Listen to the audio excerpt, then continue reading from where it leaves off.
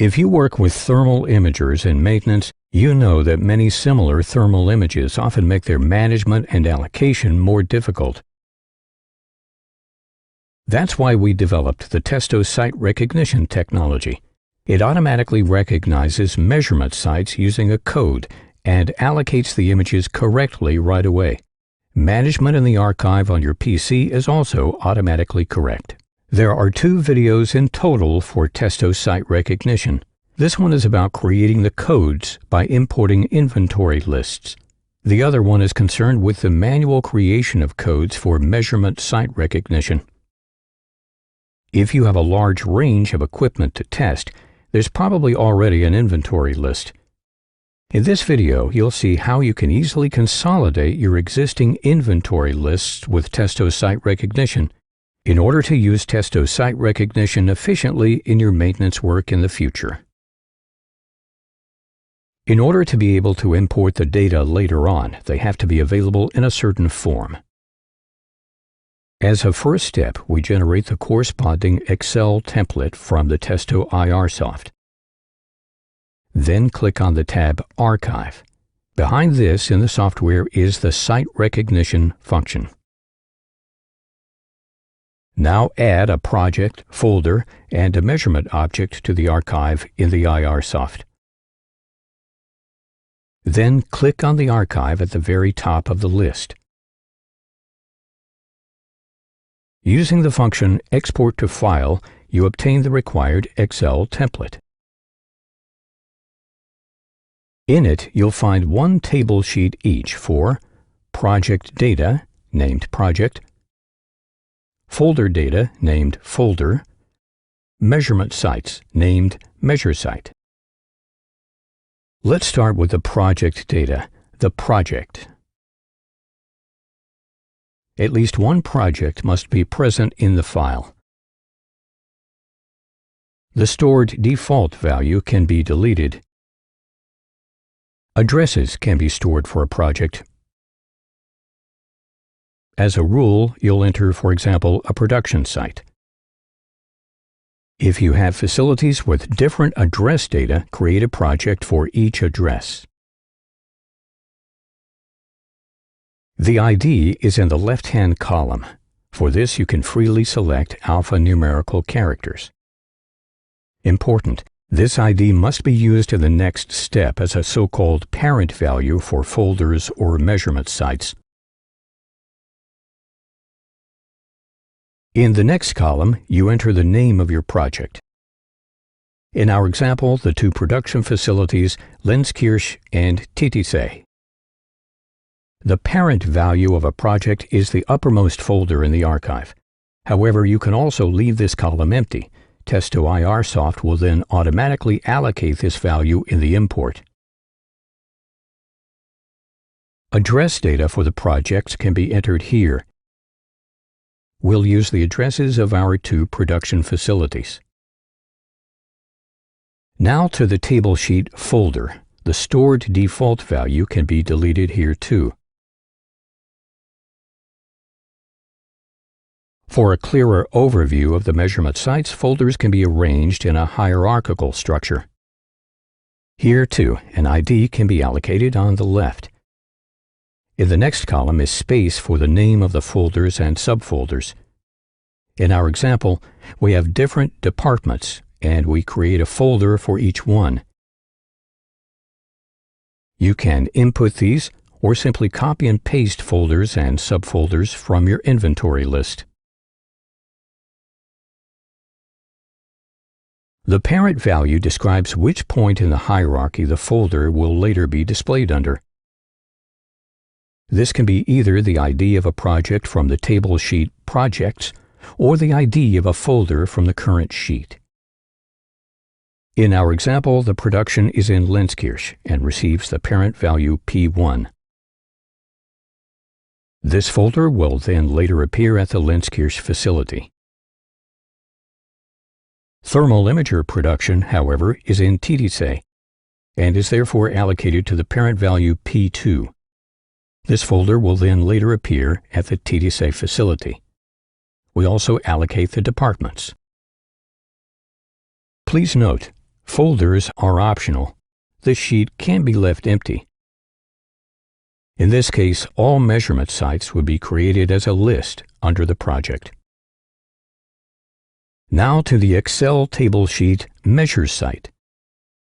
First of all, we delete the default value. Now we create a measurement site for each piece of equipment. ID, as usual. Next column, the name of the measurement site. Here you can simply insert the measurement sites by copy and paste out of your inventory list.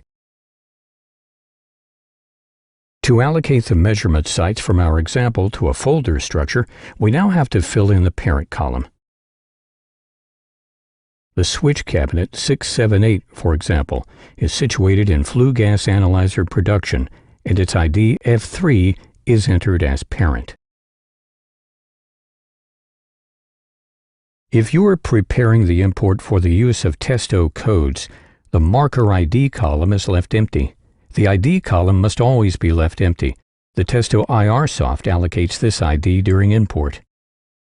In the following columns, you can predefine settings for the thermal imager. These are then automatically applied in the imager on site during the measurement, as soon as the code of the measurement object has been scanned and confirmed.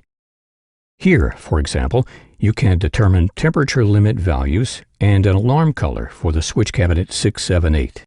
So, the preparations are now finished. Save the Excel file with your project data and return to the Testo IR soft. The data are always imported below the object in the archive, which is currently selected. To import an entire archive, please make sure that the uppermost archive is selected before you start the import. Click here on Import from File in order to import the prepared Excel template. The archive is then automatically generated. Now the codes for our measurement sites have to be printed out. To do this, select Print New Markers. You can either print a code for one selected measurement site or print out the codes for all new measurement sites at once. In printing, the codes are converted into a PDF. You have the choice of A4 or letter format. The positions of the individual codes are freely selectable. The PDF with the codes can be printed out on a printer. It can be printed on conventional self-adhesive labels available in retail or on other materials suitable for your printer. Okay, and now you can already attach your codes to the respective measurement sites. If you already have your own codes in use, for example, QR codes, data matrix, code 128, you can of course also use these to scan on site. In this case, you have to enter the name encoded by the existing code into the table sheet Measures site in the column Marker ID during the preparation of the import data as we showed you earlier. Whether you've generated Testo codes or are using your own codes, the transfer of the data now takes place by USB to the thermal imager. From now on, the Testo 883 recognizes your codes and saves the information in the thermal images. Let's try scanning a code. As an example, we have a Testo code here. This could of course also be your QR code. Before the measurement, we scan the code and the imager automatically recognizes the measurement site. We confirm this, and all subsequent images are stored under this measurement site. The images are transferred to the computer by the Testo IR soft. To do this, switch the imager on and connect it by USB to the computer. The Image Import Assistant starts automatically.